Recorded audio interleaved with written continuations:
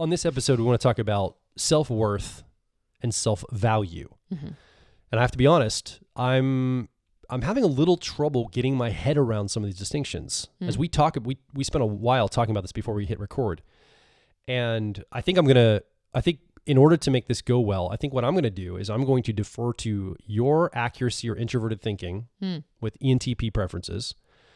And anywhere I get confused, I'm not going to pretend like I know what I'm talking about. Okay. I'll just ask the question that I legitimately have to parse this out, because there's a little confusion. And again, we talked about personality types and self-esteem on the last episode. Mm-hmm.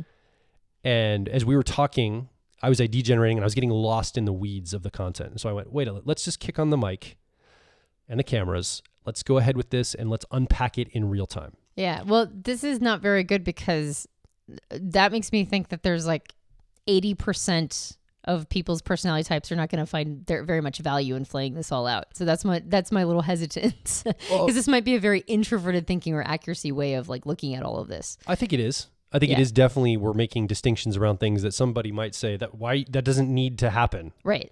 Which introverted thinking or accuracy has a tendency to do. Yeah. And also, as we were talking, I'm like, there is value here. Like I can feel the value here, and I want to pursue it. Okay. So as we talk, let's just start with self-worth, because we were talking about when we originally started talking, I was looking at these as almost a dichotomy of some sort. And I was like, no, that's not accurate. But there's a relation to self-worth and self-value. So let me articulate self-worth from my perspective.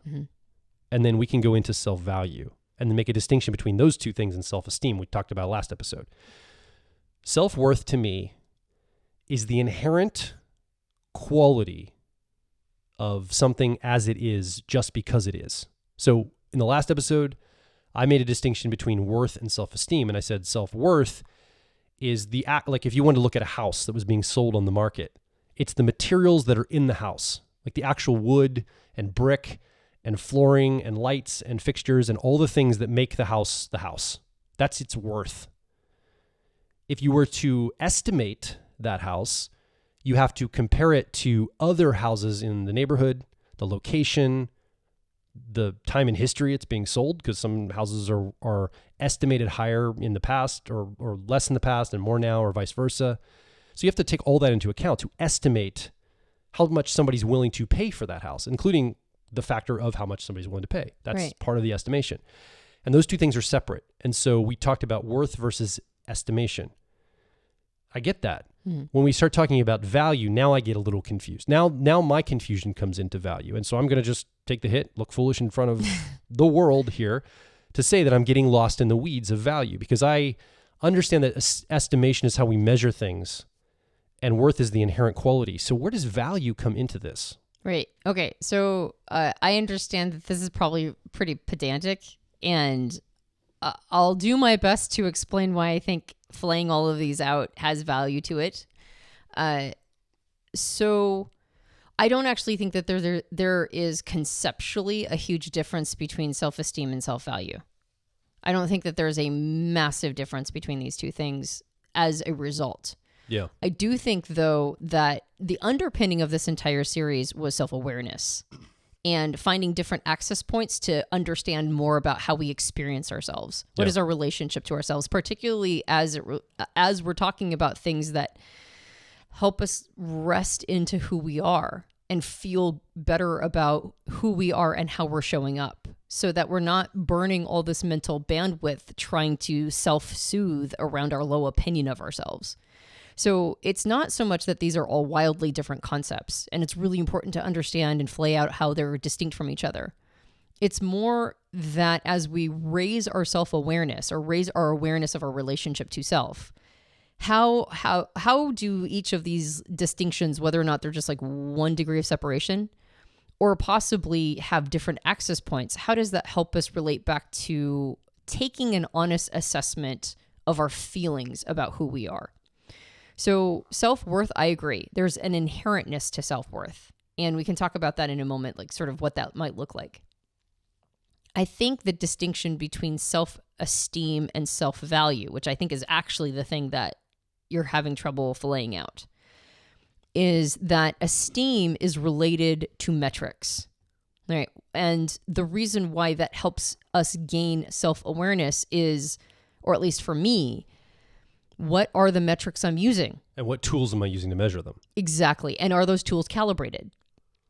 So what am I estimating? I'm estimating my value.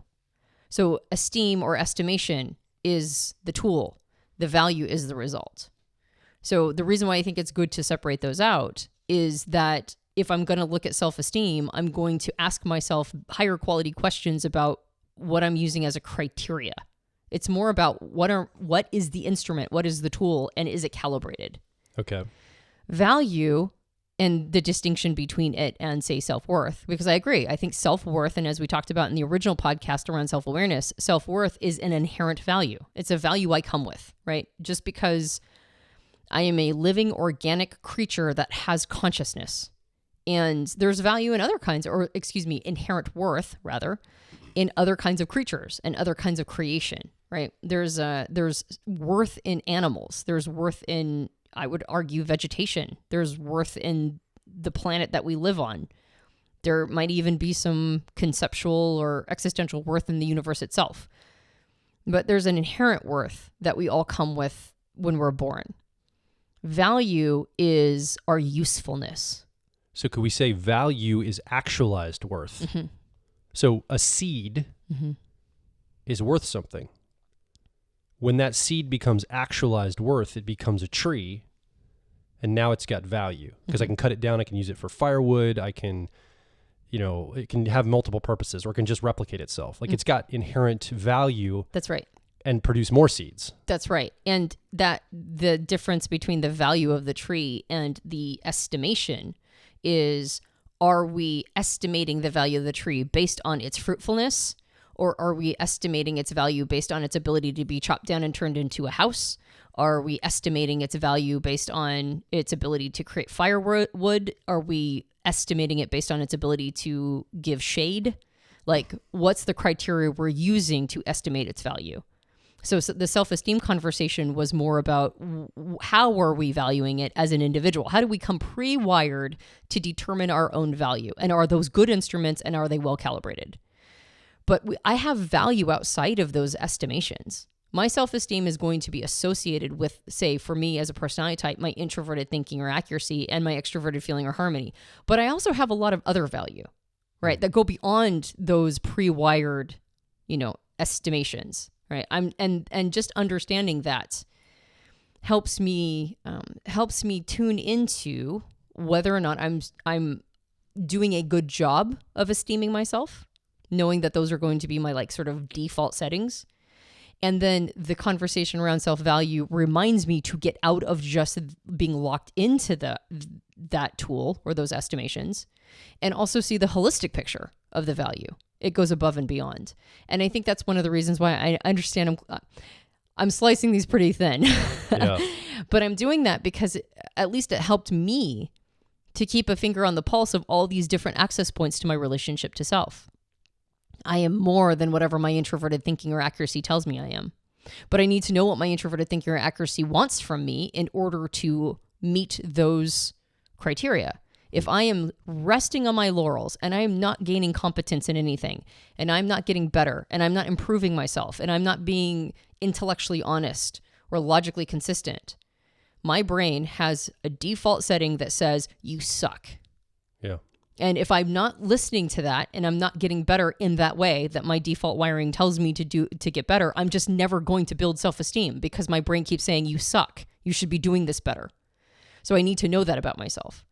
If there's a part of me, like extroverted feeling or harmony, that says, are you sure you're giving to the world? Are you sure? And I go, I don't know. I actually don't know. I don't have very many friends, I guess. I don't have very many connections. I guess I'm not really doing much for the world. Oh, I'm a terrible person. But I don't recognize that that's a place of uncertainty almost by design. And if I believe that, even if I'm really competent and capable and I'm doing better all the time, but I'm listening to this voice that goes, yeah, but nobody likes you. I've got to keep my finger on the pulse of that. I got to go, no. It's not that nobody likes me. It's just this is a part that reminds me to contribute. Am I contributing? Yeah, okay. You can call that voice extroverted feeling or harmony. I don't have to listen to it. I need to hear it, but I don't need to believe it. I need to listen to it, but not believe it, I guess is the way I'd say it. Okay, that's the esteem part. That's why I separate that out, because that's keep giving me it's making sure I have the finger on the pulse of that thing. Those messages, they're just going to come whether I want them to or not. So once I have that dialed in, now I can look at the other aspects. I can look at worth and value. Do I have self-worth regardless of what those messages say? Do I have worth no matter what my judging functions are telling me? I think so. Yeah, I do too. And then what's my value? Is it stuck? Is it limited to what I'm pre-wired to look at with my estimations? Or is there more value available here?